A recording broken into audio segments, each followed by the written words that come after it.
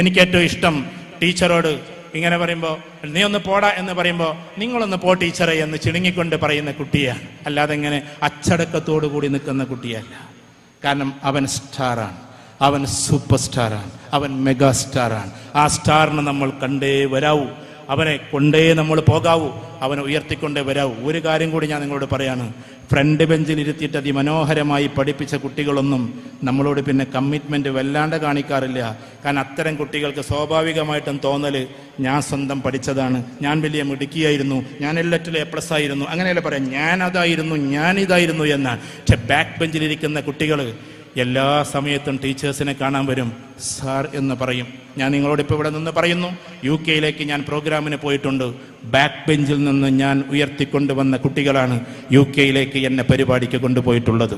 ഓസ്ട്രേലിയയിലേക്ക് ഞാൻ പരിപാടിക്ക് പോയിട്ടുണ്ട്. ബാക്ക് ബെഞ്ചിൽ നിന്ന് ഞാൻ ഉയർത്തിക്കൊണ്ടുവന്ന, ഞാൻ പ്രസംഗത്തിന് ഗോസിപ്പ് കൂട്ടാൻ പറയല്ല, ബാക്ക് ബെഞ്ചിൽ നിന്ന് കൈപ്പിടിച്ച് ഉയർത്തിക്കൊണ്ടുവന്ന കുട്ടിയാണ് ഇന്നും ഞങ്ങളെ പ്രോഗ്രാമിന് വിളിക്കുന്നത്. പല രാജ്യത്തേക്കും പോകുമ്പോഴൊക്കെ ആ കുട്ടികൾക്ക് ഇന്നും കമ്മിറ്റ്മെൻ്റാണ്. ഞാൻ വാങ്ങിത്തരാൻ വേണ്ടി പറയല്ല, ഞാൻ കുട്ടികളോട് പറയാറുണ്ട്, ഒരിക്കലും എനിക്ക് വാങ്ങിത്തരരുതെന്ന്. ഞാൻ ഒരിക്കലും മൊബൈൽ പൈസ കൊടുത്ത് വാങ്ങിക്കാറില്ല, വാച്ച് എന്ന് പറയുന്ന പൈസ കൊടുത്ത് വാങ്ങിക്കാറില്ല. എല്ലാം എൻ്റെ പിൻബെഞ്ചിലിരുന്ന കുട്ടികൾ എനിക്ക് കൊണ്ടുവന്നിരുന്നതാണ്. കാരണം അവരിന്ന് മുൻബെഞ്ചുകാരാണ്. ലോകത്തിൻ്റെ ഐതിഹാസികമായ രീതിയിൽ പോയവരുണ്ട്. ഒരു കുട്ടിയെ മാത്രം പറയാൻ നിങ്ങളൊന്ന് അനുവദിക്കണം. മുസ്തഫ എന്ന് പറയുന്ന എൻ്റെ അയൽവാസി മോന്, അവന് ജസ്റ്റ് പാസ്സായിട്ടുള്ളൂ SSLC-യിൽ. എവിടെയും +2 കിട്ടാത്തതിൻ്റെ പേരിൽ നമ്മുടെ സ്ഥാപനത്തിൽ വന്നു. തീരെ പഠിക്കാത്തവർക്ക് പഠിക്കാവുന്ന ഒരു സ്ഥാപനം നമുക്കുണ്ട്. അങ്ങനെ ആ സ്ഥാപനത്തിൽ വന്നു. ഞാൻ അവനോട് പറഞ്ഞു, മോനെ നീ +2 ഇവിടെ ചേർന്നോ, പക്ഷെ ഡിഗ്രിക്ക് ഇവിടെ ചേരരുത്, ഡിഗ്രിക്ക് നീ ടോപ്പ് ക്യാമ്പസ് പോകണം. അപ്പോൾ എന്നോട് ചോദിച്ചു, സാർ എവിടെ പോവാന്ന് ചോദിച്ചു. നീ ഫറൂഖ് കോളേജ്, നമുക്ക് അന്ന് പറയാൻ പറ്റുന്ന ഏറ്റവും വലിയ കോളേജ്, ഫറൂഖ് കോളേജ് പോയി പഠിക്കണമെന്ന്. ഒറ്റ ചിരിയാണ്. എന്നിട്ട് പറഞ്ഞു, ഞാനോ ഫറൂഖ് കോളേജിലോ എന്ന്. KT മുസ്തഫ എന്നാണ് അവൻ്റെ പേര്. അങ്ങനെ അവൻ ആ ഒരു സ്വപ്നം കൊണ്ട് അങ്ങനെ വളർന്നതിൽ ഹാരിസ് ഹുദവി സാറിനും വലിയ പങ്കുണ്ട്. ചുരുക്കി പറഞ്ഞ് അങ്ങനെ ഉയർന്നുയർന്ന് പോയി. അവൻ അന്ന് +2 ടോപ്പ് റേഞ്ച് മാർക്കും വാങ്ങി. അവന് ഫറൂഖ് കോളേജിൽ തന്നെ അഡ്മിഷനും കിട്ടി. പോരാ, പിന്നീട് അത് കഴിഞ്ഞിട്ട് വന്നിട്ട് ചോദിച്ചു, സാർ PG എവിടെ ചെയ്യണം? ഡിഗ്രി കഴിഞ്ഞിട്ട് ഉഗ്രമായ മാർക്ക് വാങ്ങിയപ്പോൾ ഞാൻ പറഞ്ഞു, നീ പോയിട്ട് എന്ത് ചെയ്യണം? ഞങ്ങൾ പറഞ്ഞു കൊടുത്തു, നീ സെൻട്രൽ യൂണിവേഴ്സിറ്റിയിൽ പോകണം. ഹൈദരാബാദ് സെൻട്രൽ യൂണിവേഴ്സിറ്റി 2500 ഏക്കറിൽ നിൽക്കുന്ന സ്ഥാപനമാണ്. അവിടെ പോകണം എന്ന് പറഞ്ഞപ്പോൾ അവൻ അവിടെ പോയി. അവിടുന്ന് PG കഴിഞ്ഞ് പിന്നെ PhD കഴിഞ്ഞ് ഡോക്ടർ KT മുസ്തഫ. അന്ന് +2 തീരെ SSLC-ക്ക് തീരെ മാർക്കില്ലാത്തതിൻ്റെ പേരിൽ ഇങ്ങനെ വന്നിട്ട്, സാർ ഞാനോ ഫറൂഖ് കോളേജിലോ എന്ന് ചോദിക്കുന്ന KT മുസ്തഫയെ ഇപ്പം നിങ്ങൾക്ക് പോയാൽ കാണാം, ഫറൂഖ് കോളേജിലെ സോഷ്യോളജി ഡിപ്പാർട്ട്മെൻറ്റ് ലെക്ചറായിട്ട് നിങ്ങൾക്കിപ്പോൾ അവനെ കാണാവുന്നതാണ്. കുട്ടികളെ ഉയർത്തിക്കൊണ്ടുവരണം. ഞാൻ ഉയർത്തിക്കൊണ്ടുവന്ന കഥ പറയല്ല, പാവം മക്കളെ ഉയർത്തിയിട്ട് നെഞ്ചോട് ചേർക്കും. അങ്ങനെ ഒരു ടീച്ചറായിട്ട് നമുക്ക് മാറാൻ പറ്റണം. ഉറങ്ങുന്ന കുട്ടിയെ പുറത്താക്കാതെ അവൻ അവിടെ തന്നെ ഇരുത്ത്. അവനെ പേഴ്സണലായിട്ട് വിളിക്കാൻ ശ്രമിക്കുക. അവൻ്റെ രക്ഷിതാവിനോടും ആ കുട്ടിയോടും ഒരു ബന്ധം നിലനിർത്ത്.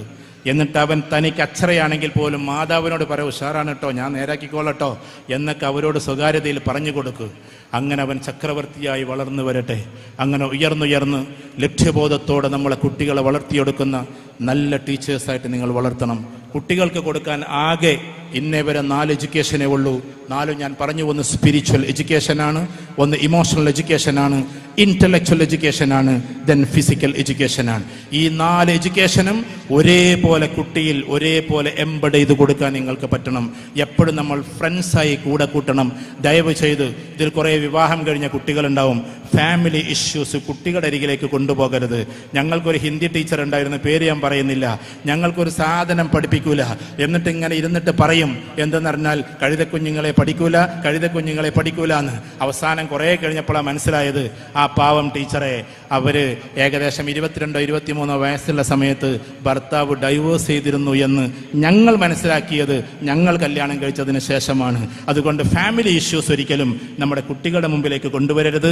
ഇവിടെ ഇരിക്കുന്ന എല്ലാ ടീച്ചേഴ്സും പ്രാക്ടിക്കൽ ആവുക, നന്നായിട്ട് സ്കിൽ ബേസ്ഡ് മോഡലിലൂടെ കൊണ്ടുപോവുക, കുട്ടികളെ ഇമോഷണൽ സ്റ്റാറ്റസ് ഉള്ളവരാക്കുക, പാഷനേറ്റ് ആക്കുക, അതിമനോഹരമായ ഉയരങ്ങളിലേക്ക് പോവുക.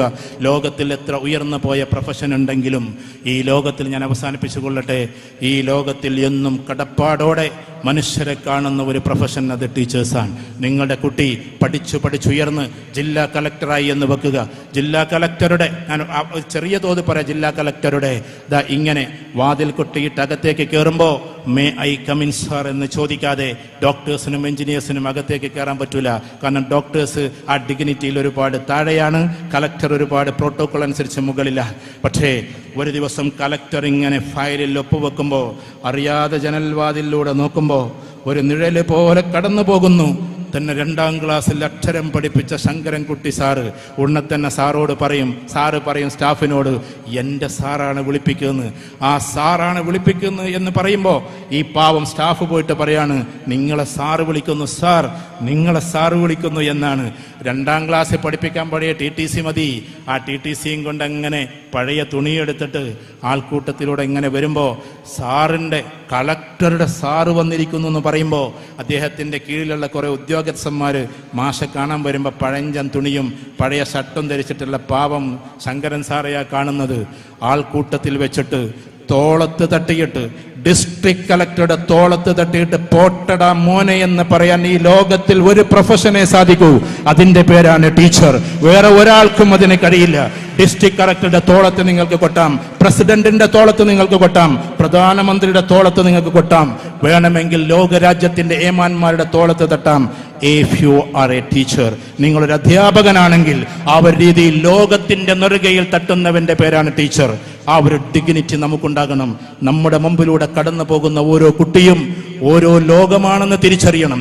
ഒരാൾ ആർട്ടിന്റെ ലോകം, ഒരാൾ സ്പോർട്സിന്റെ ലോകം, ഒരാൾ നല്ല രീതിയിൽ കിനസ്തറ്റിക്കിന്റെ ലോകം, ഒരാളാകട്ടെ ഇന്റലക്ച്വൽ ബ്രെയിൻ ആയിട്ടുള്ള ലോകം, ഒരാൾ ഗെയിമിന്റെ ലോകം, ഒരാളാകട്ടെ സോഷ്യൽ റാപ്പോയുടെ ലോകം, ഒരാൾ ഫ്രണ്ട്സ് മേക്കിങ്ങിന്റെ ലോകം, ഒരാൾ ചിലപ്പോ റെഫറൻസ് സ്കില്ലിന്റെ ലോകം, ഒരാൾ റീഡിങ്ങിന്റെ ലോകം, ഒരാൾ നല്ല രസകരമായ അതിമനോഹരമായ ആർട്ടിക്കൽ റീസണിങ്ങിന്റെ ലോകം, ഒരാൾ ക്രിട്ടിക്കൽ ഇവാലുവേഷന്റെ ലോകം, ഒരാൾ ഡിസിഷൻ മേക്കിംഗ് സ്കിൽസിന്റെ ലോകം, ഒരാൾ സ്ട്രാറ്റജിക്കൽ തോട്ട്സിന്റെ ലോകം, ഒരാൾ സയന്റിസ്റ്റിന്റെ ലോകം.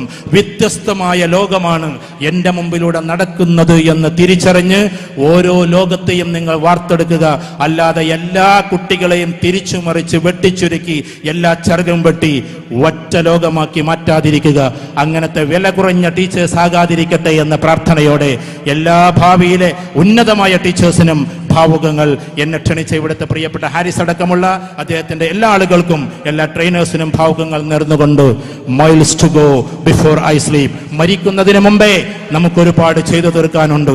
ആ ചെയ്തിയുടെ പേരാണ് അധ്യാപകൻ. പ്രവാചകൻ പറഞ്ഞു, ഇന്നി ബുഇസ്തു മുഅല്ലിമ, ഞാൻ അധ്യാപകനായിട്ടാണ് നിയോഗിക്കപ്പെട്ടതെന്ന്. ശ്രീനാരായണ ഗുരു പറഞ്ഞു, എനിക്ക് നിങ്ങൾ ഒരു ഗുരുവിന്റെ പദമല്ല തരേണ്ടത്, ഒരു അധ്യാപകൻ എന്ന പദമാണ് എന്ന്. ലോകത്തിൽ എല്ലാവരും പറഞ്ഞു ഞങ്ങൾ അധ്യാപകനായിട്ടാണ് വന്നിട്ടുള്ളത് എന്ന്. എല്ലാ പ്രവാചകന്മാരും പറഞ്ഞു അധ്യാപകനായിട്ടാണ് വന്നിട്ടുള്ളത് കൊണ്ട് നമ്മൾ പ്രൗഢിയോടെ പറയണം, ഡോക്ടേഴ്സിനേക്കാളും എഞ്ചിനീയേഴ്സിനേക്കാളും സയന്റിസ്റ്റിനേക്കാളും അതിമനോഹരമായ ഒരു സ്ഥാനമുണ്ട്. അത് ലോകത്തിൽ ഒരാൾക്ക് മാത്രമാണ്, അധ്യാപകനാണ്. ആ അധ്യാപകനാകാൻ നമുക്ക് മാറണേ എന്ന് മാത്രം പറഞ്ഞുകൊണ്ട് ഞാൻ അവസാനിപ്പിക്കുന്നു. ജയ് ഹിന്ദ്.